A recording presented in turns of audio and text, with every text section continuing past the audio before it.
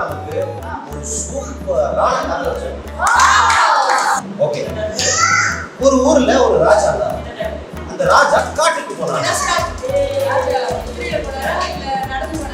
நடந்துதான் போனாரு. வீடு பக்கம் போனாங்க, நடந்து போயிருக்காரு. கதையை சொல்ல முடியுமா? காட்டுக்கு போனார்.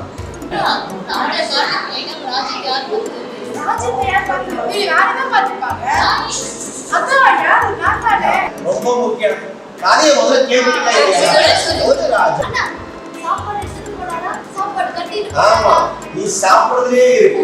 ஆமா, கும்பலா போனாரு. தனியா போனாருமா. காட்டுக்கு போனாரு. ஏமா நிப்பாட்டு. ராஜா காட்டுக்கு போல.